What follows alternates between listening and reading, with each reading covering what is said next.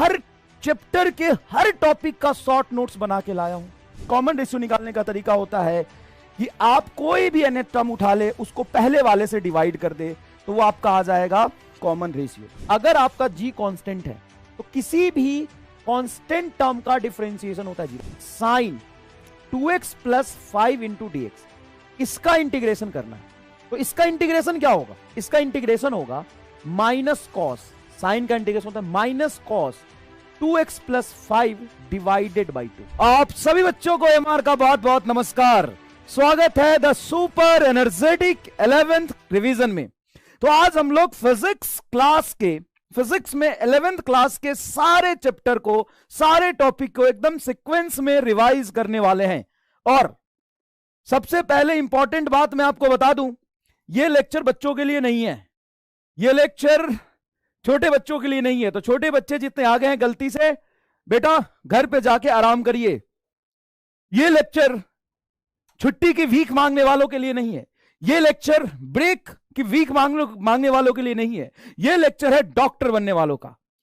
जितने बच्चे डॉक्टर बनना चाहते हैं, जेन्युइनली अपने 11th क्लास को बहुत अच्छे तरीके से रिवाइज करना चाहते हैं, एकदम आग लगाना चाहते हैं, उन बच्चों के लिए लेक्चर है। बहुत बढ़िया। तो 16 करोड़ जनता जुड़ चुकी है हमारे साथ। बेटा आज कसम खा के बैठना, कसम खा के बैठना, जितना टॉपिक, जितने सवाल आज हम लोग यहां पे करेंगे वो सारे आपको कंप्लीट करना है। और मैं गारंटी देता हूं कि 20 से 22 सवाल आपको आज के लेक्चर से ही नीट में एज इट इज दिखेगा, सब दिखेगा। क्यों दिखेगा? इसका रीजन है, हर चैप्टर के हर टॉपिक का शॉर्ट नोट्स बना के लाया हूं। सारे PYQ है, ऑलमोस्ट रिपीटेड टॉपिक पे नहीं है। जैसे एक टॉपिक पे 2 PYQ होता है, वो नहीं है। एम्स के PYQ है, जेई मेन के PYQ है। तो सारी तैयारी आपकी यहां होगी। हाँ, कई बार आपको ऐसा लगेगा कि सर बहुत हो गया, सर थोड़ा सा ब्रेक ले लेता। नहीं, मुंह पे पानी मारना, थप्पड़ मारना है ना, और चप्पल मारना, लेकिन फिर से बैठ जाना लेक्चर देखने। जब भी ऐसा महसूस हो कि नहीं यार नहीं हो पाएगा, तुरंत से उठना, ठंडा पानी मुंह पे मारना, शीशे में शक्ल देखना, अपने आप मोटिवेशन आ जाएगा। दूसरी बात, कभी ऐसा होगा कि 1-2 सवाल आपसे नहीं होंगे तो निराश मत होना, उसको स्टार मार्क करके छोड़ देना, आगे बढ़ना। बहुत सारी चीजें हैं, कभी टफ, कभी इजी, कभी टफ, कभी इजी। जब कभी इजी सवाल तुम्हारे सामने आ जाए तो भी घबराना मत, तो भी घबराना मत। ऐसा मत सोचना कि अरे यार ये तो इजी सवाल है, इसे तो बढ़िया सवाल मैं खुद कर लेता। नहीं भाई, आपने पूरे 1 साल फिजिक्स पढ़ा है तो बहुत सारी चीजें यहां पे ऐसी दिखाई देंगी जो आपको लगेगा बहुत आसान है। तो आसान पढ़ाए तब है ना भाई, आसान चीजें भी तो करके जानी है, आसान ही तो आएगा पेपर में। और कभी आपको टफ लगे तो भी आपको पेशेंटली अपने आप को कंट्रोल करके लेक्चर देखना, उसका सॉल्यूशन समझना है। कुछ सवाल आपसे होंगे, कुछ नहीं होंगे, इसी का तो मिक्सचर है भाई। यही तो मतलब मिस्ट्री है, यही तो इंटरेस्ट है। तो ना हो तो घबराना मत, सॉल्यूशन देखना, समझने की पूरी कोशिश करना। हो जाए तो खुश रहो, ना होए तो और भी ज्यादा खुश रहो, ठीक है। और अच्छे तरीके से आगे हमें पूरा लेक्चर देखना है। तो कुर्सी की पेटी बांध दो, और कमजोर दिल वाले बच्चे ये लेक्चर ना देखे, जिसमें हिम्मत है लेक्चर पूरा देखने की वही कंटिन्यू करे, ठीक है। चलो, तो आज कंप्लीट 11th क्लास हम लोग रिवाइज करेंगे। सबसे पहली बात, क्या क्या पढ़ेंगे? सब बेसिक मैथ और वेक्टर कराऊंगा। 80 पेज, सब 80 पेज का ये कंटेंट लेके आया हूं। बेसिक मैथ में सारे कंसेप्ट और उस पे अच्छे सवाल आपको कराऊंगा। वेक्टर के आज तक जितने PYQ, जेई मेन, एम्स और नीट में पूछे सारे कराऊंगा। इससे बाहर वेक्टर के सवाल ना तो आज तक पूछे गए हैं, ना आज के बाद पूछे जाएंगे। सिर्फ 23 नहीं, 24, 27, 34, 57, 50-47 में भी जब पेपर होगा ना, तो इससे बाहर सवाल नहीं आएगा, क्योंकि सारा कुछ पढ़ा दूंगा ना यार। Unit and dimension, next unit and dimension, next motion in a straight line. सारे PYQ, जेई मेन के PYQ, एम्स के PYQ, नीट की PYQ, motion in a plane, river man problem, rain man problem, projectile motion, circular motion, और एकदम NCERT का sequence है। सबसे अच्छी बात, कोई भी चैप्टर का सीक्वेंस मैंने आगे पीछे नहीं किया है, कोई भी टॉपिक मैंने आगे पीछे नहीं किया है। जो एनसीईआरटी का सीक्वेंस है उसी तरीके से सब कुछ आपको पढ़ाया जाएगा। Laws of motion, work energy power, centre of mass and collision, rotational motion, gravitation, solid, fluid, thermal properties of matter, thermodynamics, SHM और वेव। क्या लगता है कितने घंटे तक ये दंगल चलेगा? महादंगल कितने घंटे तक चलेगा बताओ? सब कुछ कराऊंगा भाई, लेकिन सब कुछ करने में समय लगेगा। 10 घंटे में कंप्लीट नहीं हो जाएगा, सारी चीज नहीं होगा 10 घंटे में कंप्लीट। क्यों भाई? तुमको सारा फॉर्मूला पढ़ना, सारा पीवाईक्यू करना, सारे थ्योरम पढ़ने, बेसिक से सब कुछ समझना, फिर नीट के सारे पीवाई करना, एम्स का पीवाईक्यू करना, जेई मेन का पीवाईक्यू करना, तो समय तो लगेगा ना। देने के लिए तैयार हो? समय देने के लिए तैयार हो तो भाई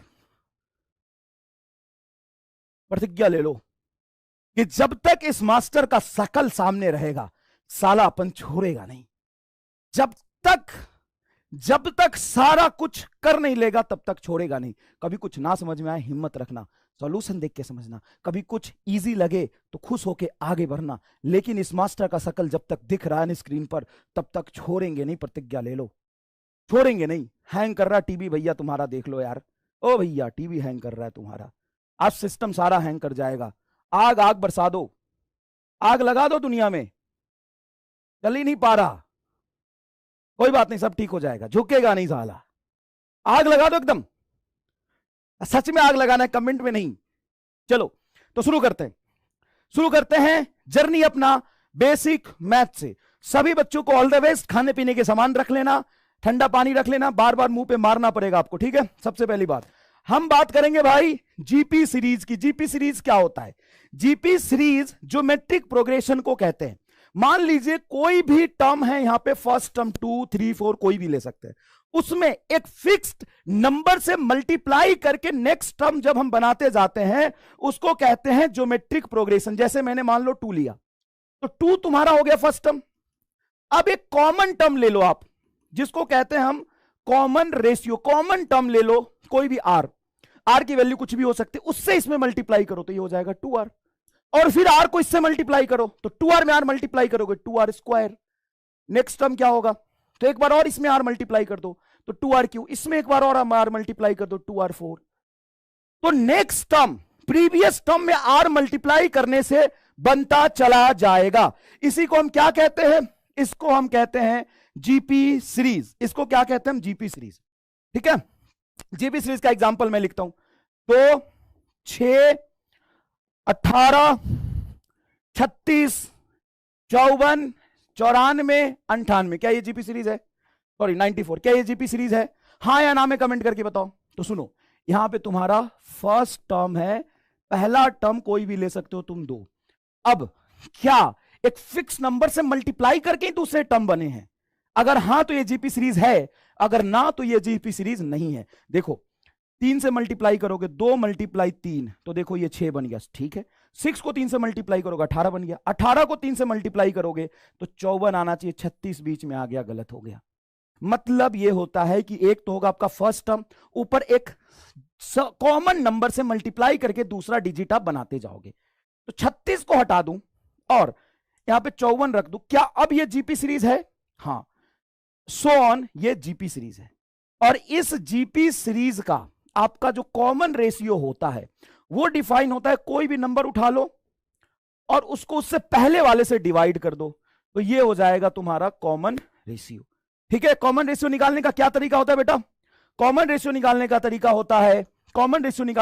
होता है कि आप कोई भी अन्य टर्म उठा ले, उसको पहले वाले से डिवाइड कर दे तो वो आपका आ जाएगा कॉमन रेशियो। इसके सम का फॉर्मूला होता है first term divided by 1 minus common ratio. क्या याद है भैया? लेकिन एक चीज याद रखिएगा, ये तभी वैलिड है जब कॉमन रेशियो 1 से कम होगा। अगर कॉमन रेशियो 1 से ज्यादा है तो सम का फॉर्मूला क्या होगा ये आपको पढ़ने की जरूरत ही नहीं है। क्या बात कर रहे हो सर? हाँ, कॉमन रेशियो बेटा 1 से ज्यादा होता है ना, वैसे सवाल फिजिक्स में बनते ही नहीं है। सवाल सिर्फ फिजिक्स में तभी बनते हैं भाई, वही मैथमेटिक्स पढ़ोगे ना जो फिजिक्स में काम आएगा, वही मैथमेटिक्स पढ़ोगे जो फिजिक्स में काम आएगा। अब फिजिक्स में जीपी सीरीज वही काम आता है जिसका कॉमन रेशियो 1 से कम होता है। तो sum is equal to first term divided by 1 minus common ratio. पहला सवाल आपके टीवी स्क्रीन के सामने है। पहला सवाल देखिएगा बेटा, मजा आ जाएगा। पहला सवाल देखिएगा, ये आर, ये 2 रेजिस्टेंस पैरेलल में, फिर ये 4 रेजिस्टेंस पैरेलल में, फिर ये 8 रेजिस्टेंस पैरेलल में, और इसी तरीके से इंफिनिटी तक लगे हैं। तो ए और बी के बीच में आर इक्विवेलेंट बताइए, equivalent resistance between A and B. क्या करोगे? ये किस चैप्टर का सवाल है सर? करंट इलेक्ट्रिसिटी का सवाल है। सही बात है, करंट इलेक्ट्रिसिटी का सवाल है। करंट इलेक्ट्रिसिटी में आर इक्विवेलेंट का सवाल है। हाँ, ए और बी के बीच में आर इक्विवेलेंट निकालना है। तो सबसे पहले ये रेजिस्टेंस आर रहने दो। मुझे बताओ पैरेलल में रेजिस्टेंस को कैसे जोड़ते हो? R R R by two. Yes, तो ये रेजिस्टेंस हो जाएगा आपका आर बाई टू। ये बताओ आर आर आर आर, तो क्या हो जाएगा? R by 4। ये बताओ R R R R by 8, R by 8। Next इसी तरीके से बनाए, मतलब नेक्स्ट हो जाएगा आपका आर बाई 16, नेक्स्ट हो जाएगा आपका R by 32 and so on. अब सीरीज में सिंपल एडिशन होता है, तो आर ए बी बराबर हो जाएगा ये resistance R plus R by 2 plus R by 4 plus R by 8 plus R by 16 and so on. Clear है क्या? यहां से फर्स्ट टर्म को आप कॉमन निकाल लो, फर्स्ट टर्म कॉमन निकाल लो, आर मतलब आर को कॉमन निकाल लो, तो ये बचेगा 1 plus half plus 1 by 4 plus 1 by 8 plus 1 by 16 and so on. अब ईमानदारी से एक चीज सोच के बताओ, ये आर अगर बाहर निकल गया तो मल्टीप्लाई में रहेगा। क्या ये जीपी सीरीज है कि नहीं? तो कैसे पता चलता है जीपी सीरीज होता है कि नहीं? सिंपल सी एक बात बताओ, फर्स्ट टर्म 1, क्या 1 में हाफ से मल्टीप्लाई करेंगे तो दूसरा मिलेगा? हाँ। या हाफ में हाफ से और मल्टीप्लाई करोगे तो ये मिलेगा? हाँ। इसमें हाफ से मल्टीप्लाई करोगे ये मिलेगा, इसमें हाफ से मल्टीप्लाई, अरे यार इसका तो कॉमन रेशियो सिंपल दिखाई दे रहा है, हाफ कैलकुलेट करने की जरूरत भी नहीं है। अगर कैलकुलेट करने की जरूरत पड़ता तो हम कहते कोई भी टर्म उठा लो, जैसे 1/4 उठा लो एंड 1/4 को डिवाइड कर दो 1/2 से, 1/2 से, तो 2 से 4 कटेगा, 2 आएगा मतलब हाफ। तो सम का फॉर्मूला क्या हो जाएगा? फर्स्ट टर्म आपका 1, first term 1 divided by 1 minus common ratio, common ratio की वैल्यू हाफ है, 1 में से हाफ घटाओगे ये हाफ आएगा सॉरी 1 डिवाइडेड बाई 1 में से हाफ घटाओगे हाफ आएगा, ये हाफ 2 ऊपर चला जाएगा, तो टोटल इन सारे टर्म का सम आएगा 2। मतलब नेट रेजिस्टेंस क्या आ गया? 2R। नेट रेजिस्टेंस क्या आ गया? 2R। क्या सही है ये बात?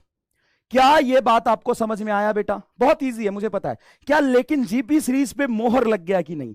अगर इसके एप्लीकेशन पे सवाल आएंगे तो कर लोगे क्या? जीपी सीरीज पे मोहर लग गया, हाँ या ना? ठीक है, नेक्स्ट सवाल देखो क्या, लो इलेक्ट्रोस्टैट से सवाल, 12th के सेक्शन से सवाल। क्या है सवाल? भाई साहब कह रहा find electric potential at origin due to charge placed and shown in a figure. कहां कहां चार्ज रखे हैं? 1 मीटर पे क्यू रखा है, 2 मीटर पे माइनस क्यू रखा है, 4 मीटर पे क्यू रखा है, 8 मीटर पे माइनस क्यू रखा है, 16 मीटर पे क्यू रखा है, and up to infinity, up to infinity. अब मुझे यहां पर पोटेंशियल निकालना है। हम जानते हैं साहब पोटेंशियल होता है के क्यू बटा डिस्टेंस, तो इस चार्ज की वजह से यहां पे पोटेंशियल, देखो बेटा पॉजिटिव चार्ज है, यहां से डिस्टेंस कितना हो गया? 1 मीटर। इस पॉजिटिव चार्ज का पोटेंशियल यहां पे किधर होगा? लेफ्ट की राइट? जल्दी बताओ। पॉजिटिव चार्ज की वजह से यहां पे पोटेंशियल किधर होगा? लेफ्ट की राइट? जल्दी बताओ। पॉजिटिव चार्ज की वजह से पोटेंशियल किधर होगा? लेफ्ट की राइट? जल्दी, come on come on come on. बाकी तो यहां पे 1 आएगा, माइनस क्यू चार्ज है तो माइनस क्यू बटा, यहां से डिस्टेंस इस पॉइंट की कितनी हो जाएगी? यहीं पे पोटेंशियल निकालना है 2 प्लस के क्यू बटा 4। बताओ भैया यार सारा सिस्टम हैंग कर रहा है तुम्हारा, ये चलेगा कि नहीं आज? राइट, वे जूता खोल के मारूंगा।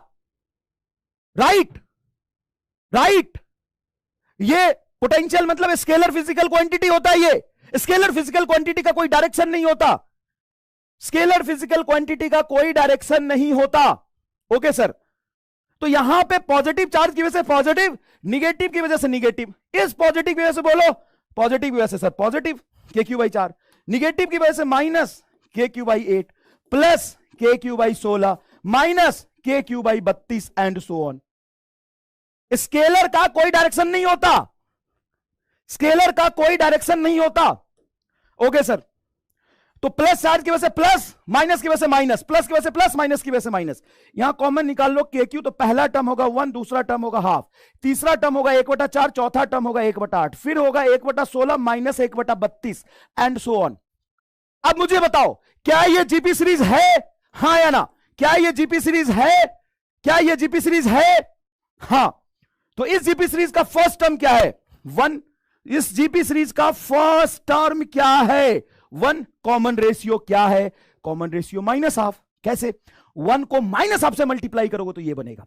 अब देखो माइनस हाफ है, इसको माइनस हाफ से मल्टीप्लाई करोगे तो -1 s प्लस, इसको माइनस हाफ से मल्टीप्लाई करोगे तो -1/, इसको माइनस हाफ से मल्टीप्लाई करोगे तो 1/16। तो सिंपल सी बात है, इस पूरे टर्म का अगर मैं सम निकालू तो first term 1 divided by 1 minus common ratio, common ratio की वैल्यू माइनस हाफ, तो बोलो 1 माइनस माइनस प्लस हाफ, 3/2, 3/2, 2 ऊपर चला जाएगा क्या? हाँ, तो 2/3 आ गया। तो इस पूरे सम 2/3 के क्यू से मल्टीप्लाई कर दो, पोटेंशियल होगा 2k/3, 2k/3 कितने लोग आया है? 2k/3 डन है।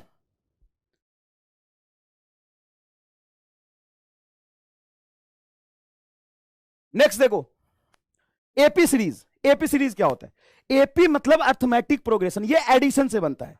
जैसे मान लो पहला टर्म तुम्हारा है ए, अब दूसरा टर्म हमें इसमें कोई नंबर ऐड करके बनाना है, तो क्या नंबर ऐड करें? कोई भी एक फिक्स नंबर ऐड करते चलो प्रीवियस नंबर में। मान लो ये ए था, तो दूसरा क्या हुआ? ए प्लस डी। एक बार हमने डी ऐड किया, अब इसमें एक बार और डी ऐड करोगे तो ए प्लस 2d टर्म हो जाएगा।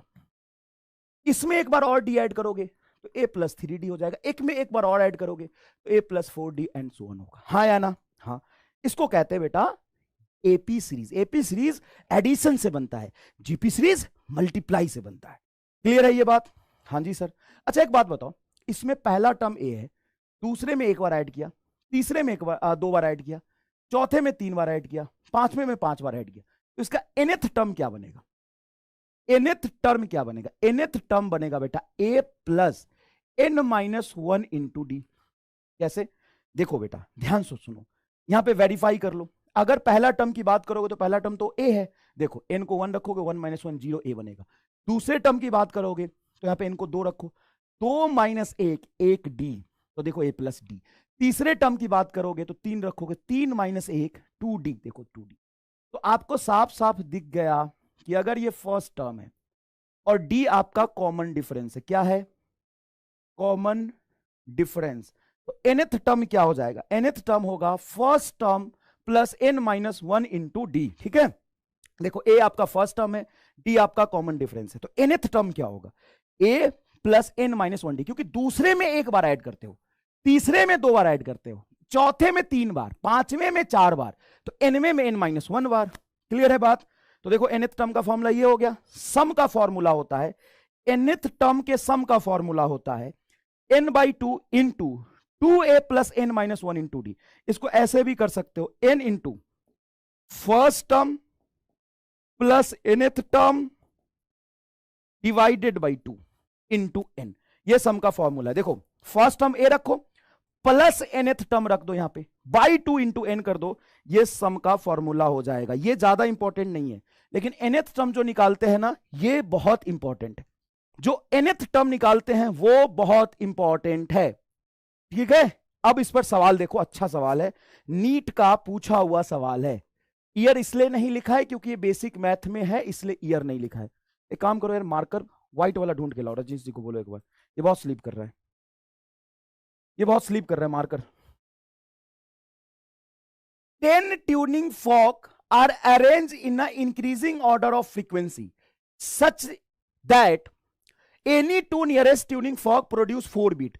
तो देखो any two nearest tuning fork produce 4 beat, मतलब फ्रीक्वेंसी डिफरेंस किसी भी दो ट्यूनिंग फॉर्क का 4 है। इसका मतलब होता है, बीट का मतलब होता है फ्रीक्वेंसी डिफरेंस। मान लो किसी भी एनमे ट्यूनिंग फॉर्क का और उससे एक पहले वाले ट्यूनिंग फॉर्क का फ्रीक्वेंसी डिफरेंस देखोगे ना तो 4 है, तो 4 आ जाएगा तुम्हारा कॉमन डिफरेंस। 4 क्या आ जाएगा बेटा? Common difference. The highest frequency is twice of the lowest, possible highest and lowest frequency are. तो सुनो ध्यान से, मान लो कि फर्स्ट जो ट्यूनिंग फॉर्क है उसकी फ्रीक्वेंसी f0 है। Let frequency of first tuning fork की फ्रीक्वेंसी f0 मान लो, तो 10th ट्यूनिंग फॉर्क की फ्रीक्वेंसी 2f0 होगी। 10th ट्यूनिंग फॉर्क की फ्रीक्वेंसी क्या होगी? ट्यूनिंग फॉर्क की फ्रीक्वेंसी क्या होगी? फॉर्क की फ्रीक्वेंसी क्या होगी? 2f0 होगी। क्यों? देखो यहां पे लिखा है, देखो यहां पे लिखा है lowest possible and highest, the lowest frequency are, the highest frequency is twice of, देखो यहां पे क्या लिखा है, the highest frequency is twice of the lowest possible frequency. Lowest possible का the highest frequency is twice of the lowest, highest frequency is twice of the lowest, then possible highest and lowest frequency is, then possible highest and lowest frequency is। अब चलो यहां पर 10th tuning fork की frequency लिखोगे तो क्या होगा, पहले की frequency plus 10-1 into common difference 4, यही तो आता है। किसी भी nth टर्म का वैल्यू क्या होता है, first term plus n-1 into common difference, यही होता है क्या। हर एक ट्यूनिंग फॉर्क के बीच में डिफरेंस कितने का है, हर एक ट्यूनिंग फॉर्क के बीच में फ्रीक्वेंसी डिफरेंस कितने का है, 4 का। बढ़िया है ना यार, हमें पता है 10th ट्यूनिंग फॉर्क की फ्रीक्वेंसी 2f0 है, बराबर f0, 10 में से 1 जाएगा 9 × 4 36। हाँ लो यार, ये बहुत स्लिप कर रहा है, राइटिंग ही खराब हो जा रहा है, ये बज क्यों रहा है अंदर से। और यार मेरा इस वाले से लिखने की आदत है ना, इसलिए राइटिंग खराब आ रहा है बहुत।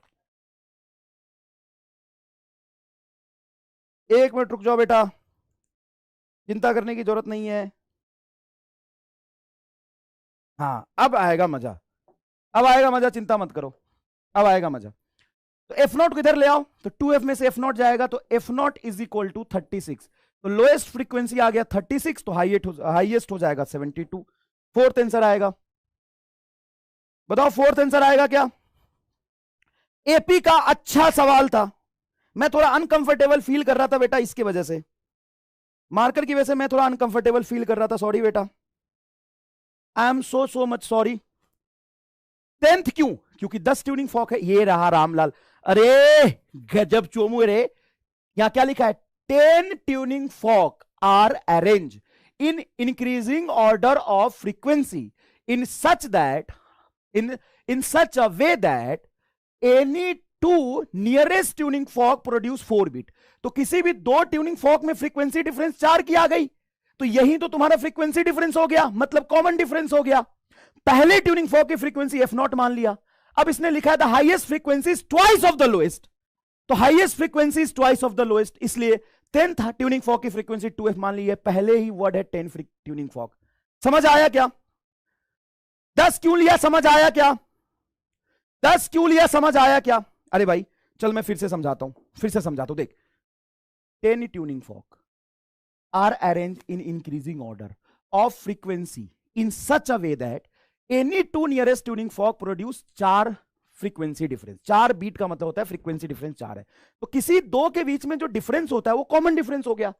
The highest frequency is twice of the lowest, highest frequency जो है वो लोएस्ट का डबल है, तो 10th ट्यूनिंग फॉर्क की फ्रीक्वेंसी बराबर फर्स्ट की 10th n-1 into common difference. Clear है क्या, ओके। अगला सवाल, अगला कंसेप्ट, लॉग की बात करते हैं। देखो बेटा, लॉग में सभी बच्चों को यह पता होगा एकदम बेसिक से कि लॉग 2 तरह का होता है, एक नेचुरल लॉग, एक कॉमन लॉग। तो अगर आपको लॉग ऑन द बेस 10 में दिया है, उसको सॉरी बेस ई में दिया, उसको बेस 10 में कन्वर्ट करते हैं। जैसे लॉग आपको ऑन द बेस 10 में दिया हुआ है, उसको हम ई में कन्वर्ट करते हैं, तो log x on the base e बराबर होता है 2.303 log x on the base 10। जैसे आपको ये दिया log 2 on the base e, ठीक है भाई, लॉग 2 ऑन द बेस, इसकी वैल्यू आपको नहीं पता, तो आप क्या करेंगे, बेस 10 में जब कन्वर्ट करेंगे तो इसको लिखेंगे 2.303 लॉग 2 ऑन द बेस 10। क्या ये सही बात है। अगर आपको बेस ई में कोई लॉग दिया हुआ है, जब उसको बेस 10 में कन्वर्ट करते हैं तो 2.303 से मल्टीप्लाई करते हैं क्या, फटाफट बता दीजिए बेटा, फटाफट बता दीजिए। लॉग 2 ऑन द बेस ई को ऑन द बेस 10 में कन्वर्ट करेंगे, 2.303 लॉग 2 ऑन द बेस 10 होगा। Clear, okay. नेक्स्ट देखिए, लॉग 2 ऑन द बेस 10 की वैल्यू होती है 0.3 और लॉग 3 ऑन द बेस 10 की वैल्यू होती है 0.47, जिसको आप 0.5 भी मान सकते हैं। लॉग 1 ऑन द बेस ई हो या लॉग 1 ऑन द बेस 10 हो, इस ये डिफाइन नहीं होता, ये 0 ही होता है। क्लियर है। अब लॉग की कुछ property, log a into b, log x into y on the base a है, जब लॉग प्रोडक्ट में होता है तो एडिशन में कन्वर्ट हो जाता है क्या, log x into y on the base a को लिखेंगे log x on the base a plus log y on the base a. जब डिवीजन में होता है तो यहां पे सब्ट्रैक्शन आ जाएगा। क्लियर है? मेन लॉग का जो पावर है लॉग के बाहर आ जाता है। चेक कर लो क्या ये सारी चीजें पढ़ी हुई है, याद है? ओके, देखो यहां पे क्या है, इसको मैं काट के फिर से लिखता हूं। देखो log x on the base a का पावर एन, जब बेस का पावर हो तो बाहर निकलता है तो 1/n के टर्म्स में आता है। ये होगा 1/n log x on the base A. Clear है क्या ये बात? क्लियर है क्या ये बात? फटाफट बता दीजिए, क्लियर है क्या ये बात? याद है? ओके, एंटी लॉग याद है क्या? जैसे मान लो लिखा y is equal to e का power log x on the base ई।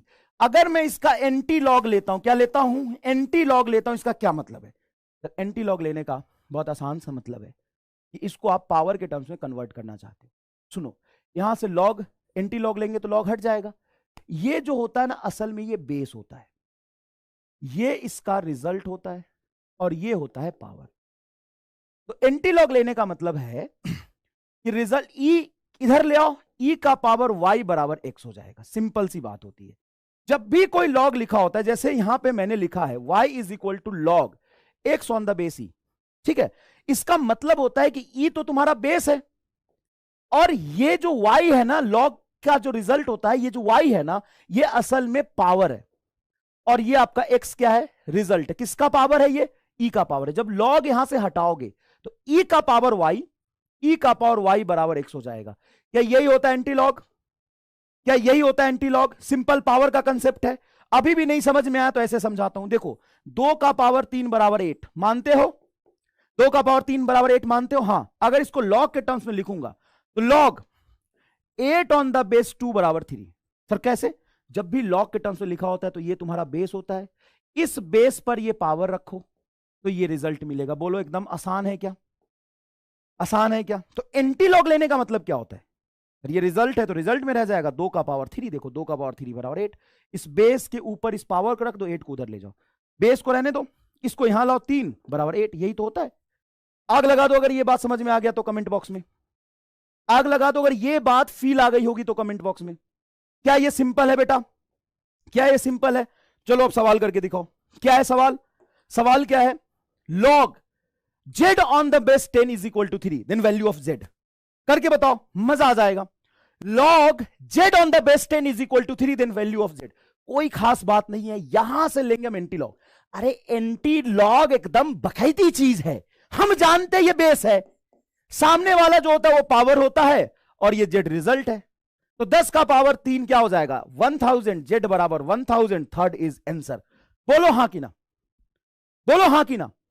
यह समझ में आया? तो ये तो उद्देश्य था समझाने का, यही तो समझाने का मेन उद्देश्य था चचा, यही तो उद्देश्य था समझाने का। यह समझ में आया? बहुत बढ़िया, समझ में आया बेटा। नेक्स्ट देखिए, नेक्स्ट देखिए क्या लिखा। Log a on the base 3 बराबर -4, then value of a is. कुछ नहीं करना, कुछ नहीं करना, ये लॉग है, क्या लिखोगे? सर 3 का पावर -4 बराबर ए। Very simple. 3 का पावर -4 मतलब 1/3 का पावर 4, ऐसे लिख सकते हैं कि हाँ 3 का पावर 4 क्या होगा? सर 3 का पावर 4 का मतलब है 3 को 3 से 4 बार मल्टीप्लाई करो, 3 तिया 9 तिया 27 तिया 81, तो ए बराबर 1/81। चलो हाँ है 1/81 होना चाहिए ना। अच्छा यहां पे बाय मिस्टेक है, ये डी 1/81। क्या ये समझ में आता है बेटा? नेक्स्ट, नेक्स्ट देखो लॉग ए, घबराना नहीं एकदम। देख भाई बहुत सिंपल चीज समझा रहा हूं, जिसको नहीं आया वो एक बार और देखो, जिसको नहीं आया एक बार और देखो। जैसे log x on the base e बराबर वाई दिया हुआ है, मैं कहता हूं कि ये बेस है, मैं कहता हूं ये बेस है, उस बेस का ये पावर है और ये रिजल्ट, यही तो मैं कह रहा हूं। इस बेस के ऊपर ये पावर रखो, इस बेस के ऊपर ये पावर रखो, रिजल्ट एक्स आ जाएगा बिना लॉग का। लॉग मतलब एक्सपोनेंट, लॉग मतलब एक्सपोनेंट।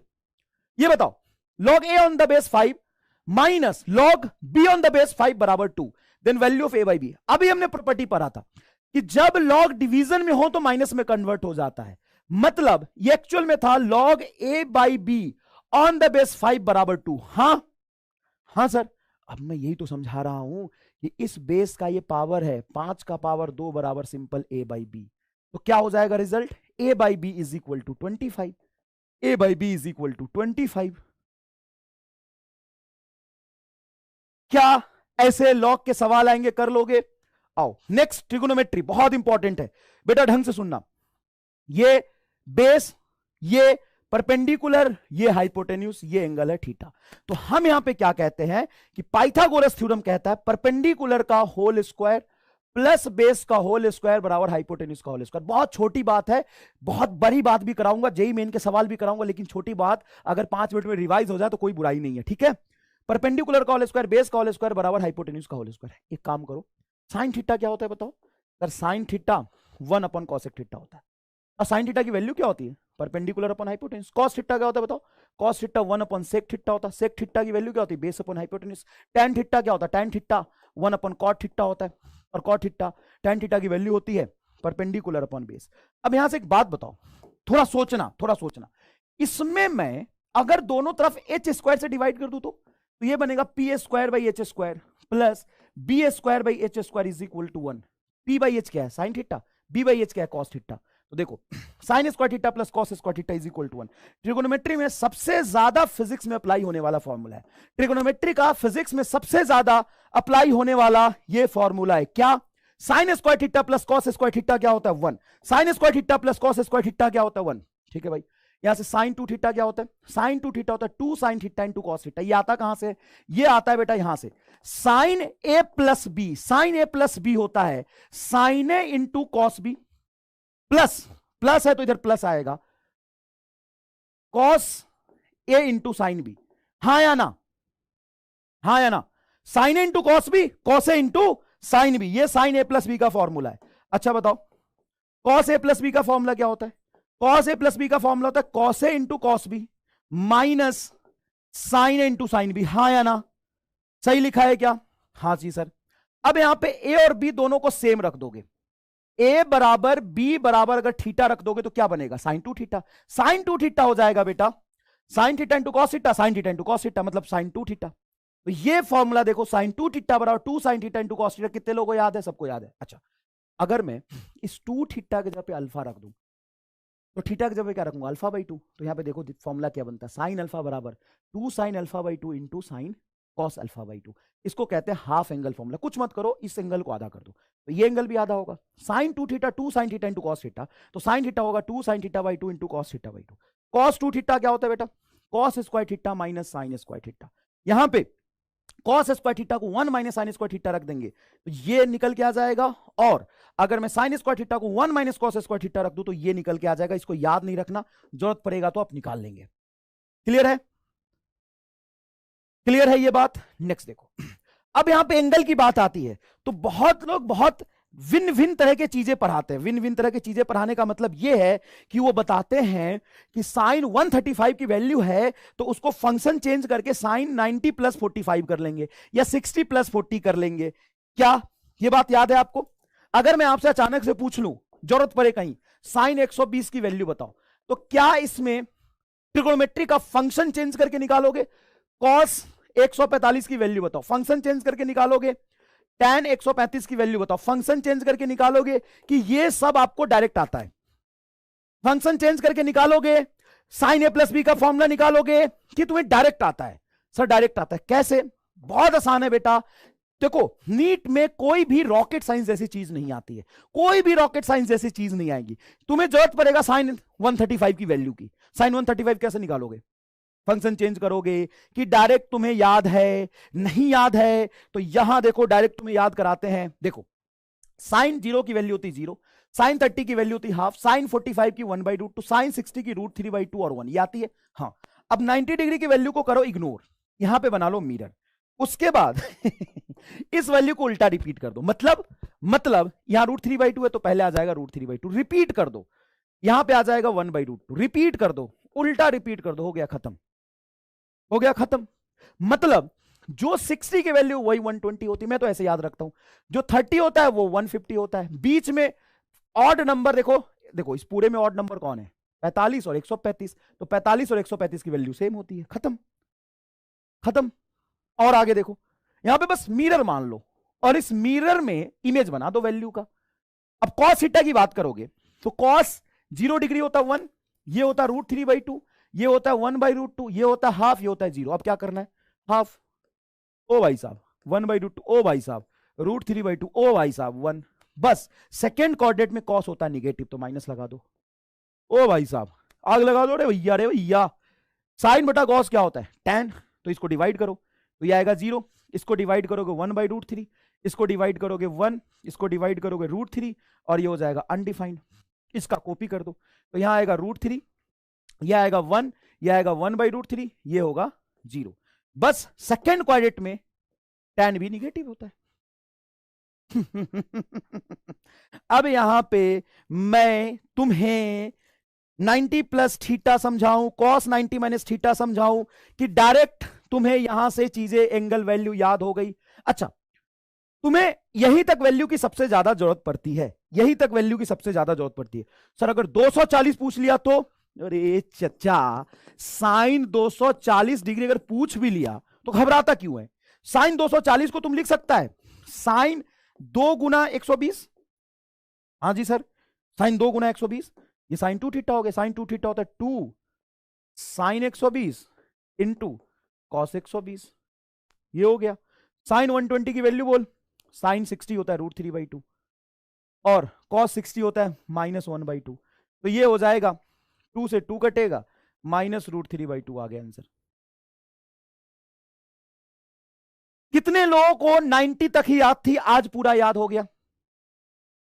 कितने लोगों को 90 तक ही याद था, आज पूरा याद हो गया? बताओ जल्दी फटाफट। कितने लोगों को 90 तक ही याद था, आज पूरा याद हो गया? बताओ फटाफट, जल्दी जल्दी फटाफट जल्दी। चलो अब यहां से अगर मुझे साइन 150 की वैल्यू पूछता तो मैं कहता साइन 30 मतलब हाफ, गिली गिली छू। कॉस 135 की वैल्यू बोलता तो मैं कहता कॉस 135 मतलब कॉस 45 -1/√2, गिली गिली छू। tan 53 डिग्री, अच्छा ये भी बड़ा इंपॉर्टेंट है। देखो अगर यहां पे परपेंडिकुलर 4 बेस 3 हो तो हाइपोटेन्यूज 5 हो जाएगा, ये एंगल 53 कहलाएगा। तो यहां से tan 53 डिग्री होता है बेटा 4/5, साइन 53 डिग्री होता है, फिजिक्स में काम आएगा ये 53 हो गया ना, तो tan 53 perpendicular upon base 4/3, sorry ये होगा 4/5 और cos 53 डिग्री हो जाएगा 3/5। समझ गए क्या? हाँ, तो ये एंगल अगर आपका 90 है परपेंडिकुलर बेस में तो ये क्या होगा 37। तो अगर ये एंगल 37 में यहां से कहूं तो बेस और परपेंडिकुलर इसके लिए चेंज हो जाएगा, हाइपोटेन्यूज वही रहेगा। हाँ, तो यहां पे tan 37 डिग्री हो जाएगा 3/4, हाँ या ना? साइन 37 डिग्री हो जाएगा 3/5 और cos 37 डिग्री हो जाएगा 4/5। ये जरूरत पड़ता है इसकी। और इन सब वैल्यू में अगर तुम कंफ्यूज हो रहे हो ना कि कब 3/5 कब 4/5, तो एक MR स्टार्ट दे दूं क्या? सिंपल सी एक सोच बता दूं क्या? क्या सर? सिंपल सी एक सोच बता दूं क्या? साइन थीटा की वैल्यू बढ़ती है थीटा के बढ़ाने से, हाँ या ना? सर घटती भी है ग्राफ में अप टू 90, हाँ, कॉस थीटा की वैल्यू घटती है थीटा बढ़ाने से 90 डिग्री तक, और tan थीटा की वैल्यू बढ़ती है द्रुत गति से थीटा बढ़ाने पे। कैसे? अब कैसे देख लो ना यार टेबल में। दूसरी बात, इससे फायदा क्या होगा? मैं अपने आप को एज अ गधा, बाहियात और बेवकूफ स्टूडेंट की तरह जब मैं पढ़ता था तो मुझे हमेशा ना कंफ्यूजन होता था। किसमें कंफ्यूजन होता था? अरे यार tan 30 और tan 60 मुझे याद ही नहीं रहता, कौन √3 कौन 1/√3। अब याद रहेगा कैसे? tan में एंगल छोटा तो वैल्यू छोटा, एंगल बड़ा तो वैल्यू बड़ा, करके देख लो। tan में एंगल छोटा तो वैल्यू छोटा, एंगल बड़ा तो वैल्यू बड़ा, करके देख लो, करके देख लो भाई, करके देख लो। अच्छा, अब तुम्हें मान लो कंफ्यूजन होता tan 37 tan 53, जो एंगल बड़ा उसमें वैल्यू बड़ी होगी, जो एंगल बड़ा उसमें वैल्यू बड़ी होगी। बताओ कितने लोग MR की तरह बेवकूफ बच्चे हैं? बताओ MR की तरह कितने लोग बेवकूफ बच्चे हैं? बताओ कितने लोगों को ये कंफ्यूजन होता था? tan 37 tan 53 में कितने लोगों को कंफ्यूजन होता था? बताओ। क्या अब रहेगा? नहीं, tan 53 की वैल्यू ज्यादा तो 4/3, tan 37 कम मतलब 3/4। ओहो आग लगा दी भाई, सब मेरे जैसी बकलोल थे यार। कोई बात नहीं, मैंने भी जीवन में कुछ किया है तो तुम भी करोगे, चिंता मत करो, तुम भी कुछ करोगे जीवन में भाई, ऐसी बात नहीं है, तुम करोगे अपने जीवन में कुछ बड़ा। आओ, प्रोजेक्टाइल में बहुत जरूरत पड़ती है। साइन थीटा की वैल्यू अगर पता है तो कॉस थीटा की वैल्यू निकालो, कुछ ना करेंगे। साइन थीटा यहां पे दिया 4/5, साइन थीटा होता है परपेंडिकुलर अपॉन हाइपोटेन्यूज। हाँ सर ठीक है, ठीक है सर ठीक है। तो एक बात बताओ, अगर परपेंडिकुलर को 4 मानता हूं, हाइपोटेन्यूज को 5 मानता हूं, तो यहां पे बेस 3 नहीं हो जाएगा? अरे अभी अभी तो ट्रायंगल बना के दिखो इधर। हाँ तो हो गया ना, कॉस थीटा की value base upon hypotenuse, base की वैल्यू 3, हाइपोटेन्यूज 5, 3/5। कॉट थीटा क्या होता? 1/tan theta, 1/tan theta. ये perpendicular upon base, tan theta perpendicular upon base, perpendicular 4, base 3, 3/4 हो जाएगा। बोलो समझ में आया? बोलो समझ में आया? छोटी बात है लेकिन इसको सीख लेंगे हम लोग। चलिए आगे बढ़ते हैं, चलिए आगे बढ़ते हैं। अच्छा एक बढ़िया सवाल है, बढ़िया सवाल, मैंने बनाई इस सवाल को, जो जवाब बताएगा वो होगा आज का महाबकलोल। सही जवाब बताने वाला होगा आज का महाबकलोल। तो देखते हैं आज के क्लास का महाबकलोल कौन है। y बराबर 3 cos 3 थीटा, y बराबर 3 cos 3 थीटा, y बराबर 3 cos 3 theta. Then find angle at which y will be 0। Oh, find angle at which y will be 0। Angle बताओ, थीटा की वैल्यू बताओ जहां पे y 0 होगा। 90 डिग्री चचा मात खा गए ना। अरे नहीं, देखो y 0 तब होगा जब cos के अंदर वाला एंगल ये 90 हो जाए, और ये 90 हो जाए मतलब 3 थीटा के जगह पे 90 हो जाए। हाँ तो थीटा 30 डिग्री होगा ना, मतलब 30 डिग्री पे cos की वैल्यू 0 होती। cos 3 थीटा की वैल्यू 0 जब तब होगी जब थीटा 30 होगा। बताओ चमका कि नहीं चमका? अच्छा, जितने लोग गलती कर रहे थे, क्या वो सभी के सभी जल्दीबाजी में गलती कर रहे थे? जितने लोग गलती कर रहे थे, क्या सभी के सभी जल्दीबाजी में गलती कर रहे थे? भाई यहां देख, ये कह रहा है कि y कब 0 होगा? जब ये cos ये पूरा 0 हो जाए। ये कब 0 होगा? जब ये एंगल 90 हो जाए, मतलब cos के अंदर एंगल 90 हो जाए, मतलब 3 थीटा 90 हो जाए तो थीटा 30। बताओ मजा आया कि नहीं आया? Object is projected with speed u at an angle theta from vertical. Then find formula of maximum height, range and time period. अब भाई नीट की तैयारी कर रहे हो, जब 10 दिन बाद पेपर है, तो कम से कम टाइम पीरियड का फॉर्मूला तो याद ही होगा, 2 sin थीटा बाई जी होता है, और मैक्सिमम हाइट का फॉर्मूला याद ही होगा, u square sine square theta by 2g होता है, और रेंज का फॉर्मूला होता है u square sine 2 theta by g. याद है क्या? हाँ, लेकिन नीट 22 में भी एक ट्रिक पूछ लिया था, ट्रिकी सवाल पूछ लिया था कि यू से प्रोजेक्ट किया लेकिन वर्टिकल से एंगल थीटा है। अरे यार, तो सर अब कुछ भी नहीं, ये एंगल आपका हो जाएगा 90 माइनस थीटा। सही बात है ना, टोटल 90 होता है, तो ये एंगल क्या हो जाएगा? 90 माइनस थीटा। अब कुछ मत करो, जहां भी थीटा वहां पे 90 माइनस थीटा रख दो। यहां पे जैसे ही तुम रखोगे साइन इस थीटा के जगह पे एंगल पे रखोगे 90 माइनस थीटा, तो क्या बन जाएगा? तो नया टाइम पीरियड हो जाएगा 2u cos थीटा बाई जी। मानते हैं इस बात को? हाँ। हाइट का फॉर्मूला क्या हो जाएगा? हाइट का फॉर्मूला हो जाएगा यू स्क्वायर साइन थीटा का होल स्क्वायर है। साइन थीटा के जगह पे 90 माइनस थीटा रखेंगे, क्योंकि हम जो एंगल लेते हैं वो कहां से लेते हैं? एक्स एक्सिस से। अब वर्टिकल से थीटा दिया है तो एक्स एक्सिस एंगल यहां पे 90 माइनस थीटा लिखेंगे, sine 90 minus theta cos theta होगा, तो ये आ जाएगा आपका cos square theta by 2g। और रेंज आपका आ जाएगा, रेंज आपका आ जाएगा यहां पे थीटा को 90 माइनस थीटा लिखेंगे, इस थीटा को आप लिखेंगे 90 minus theta, 180 minus theta, sine 180 minus theta sine theta ही रह जाता है, तो u square sine 2 theta by g. अगर रेंज की बात करें तो पहले और बाद में रेंज पर कोई फर्क नहीं पड़ेगा, चाहे आप एंगल ऑफ प्रोजेक्शन वर्टिकल से लो या हॉरिजॉन्टल से लो। छोटी बात है, लेकिन कितने लोगों ने यह गलती कर दी थी? बताओ कितने लोगों ने यह गलती कर दी थी एग्जाम में? बताओ ईमानदारी से बताओ, कितने लोगों ने यह गलती कर दी थी?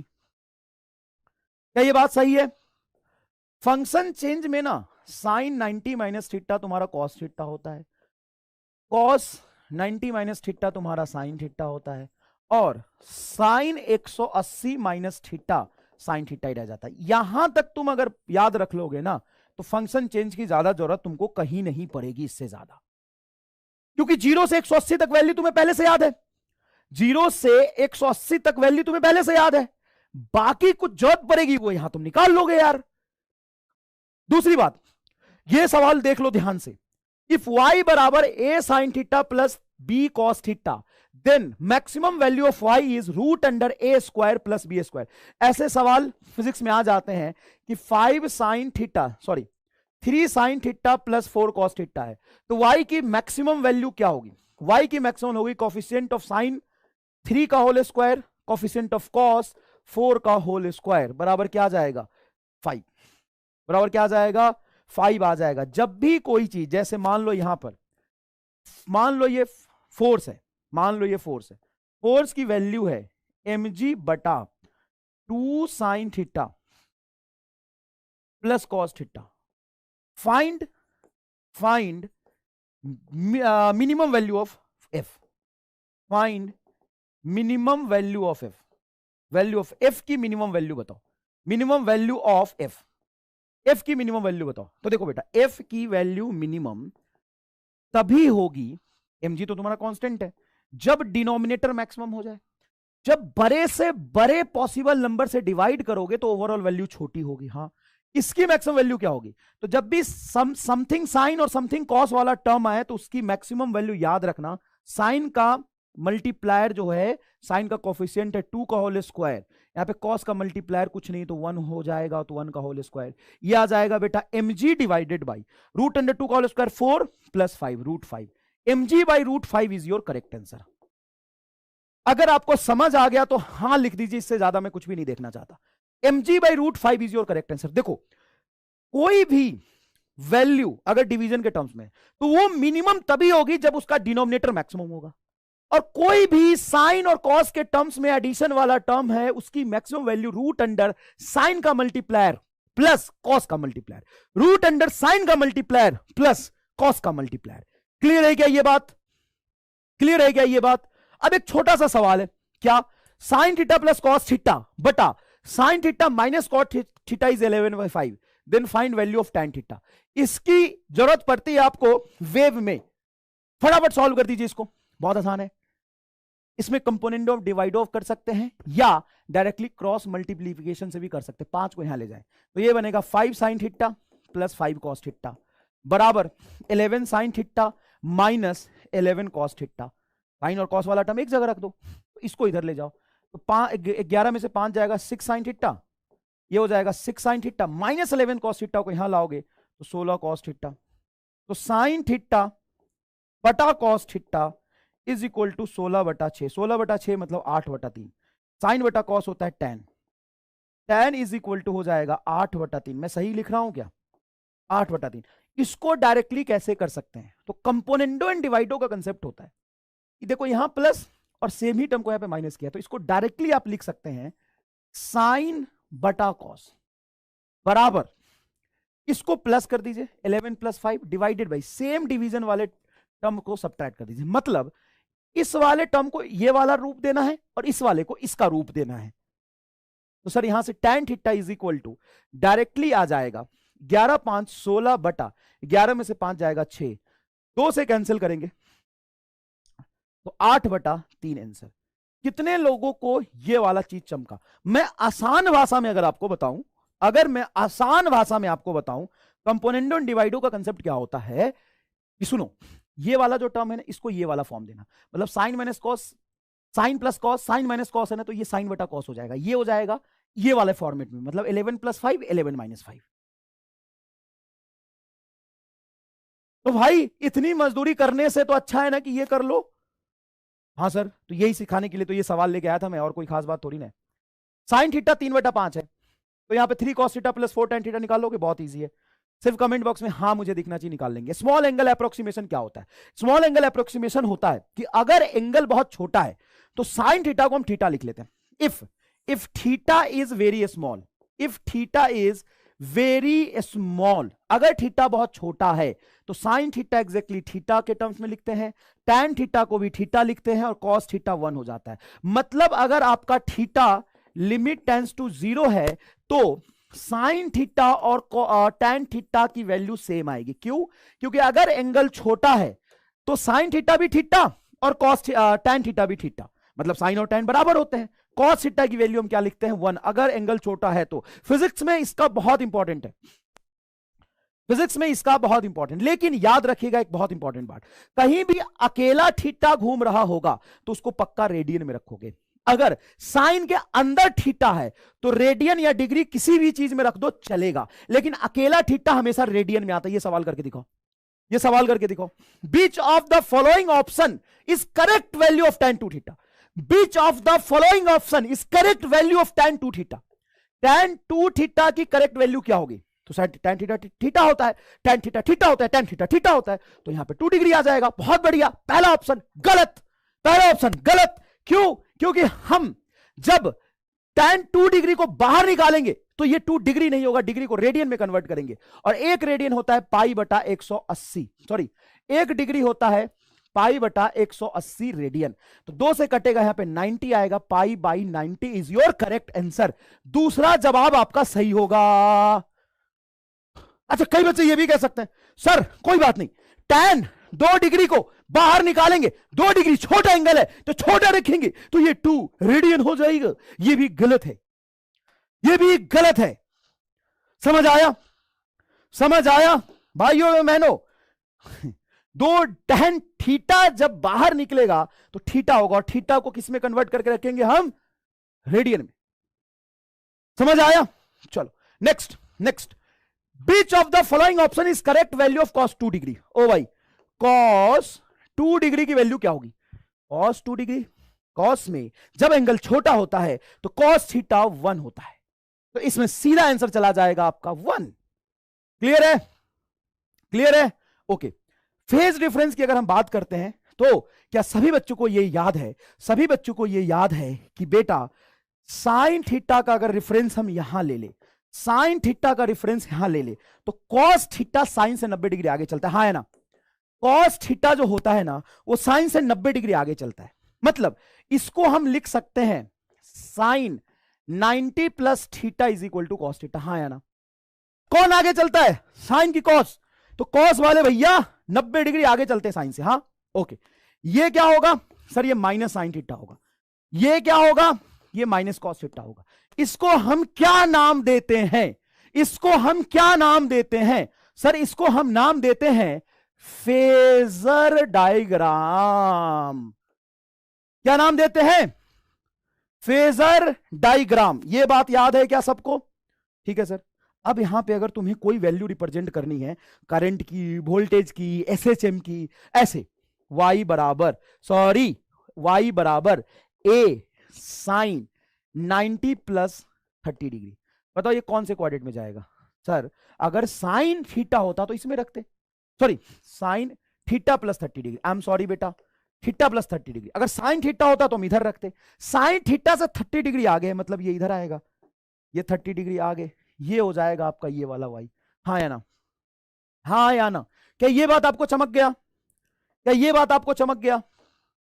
अब यहां पे अगर ये बात चमक में आ गया तो मुझे बस इतना बता दीजिए कि ये मैंने बनाया y1 यहां से 60 डिग्री पर, और ये मैंने बनाया है y2 यहां से 30 डिग्री पर। मुझे बताओ y1 और y2 में कौन आगे चल रहा? y1 एंड y2 में कौन आगे चल रहा? और y1 और y2 में फेज डिफरेंस कितना है? तो जब हम एंटी क्लॉकवाइज जाते हैं ना, वो आगे चलता है।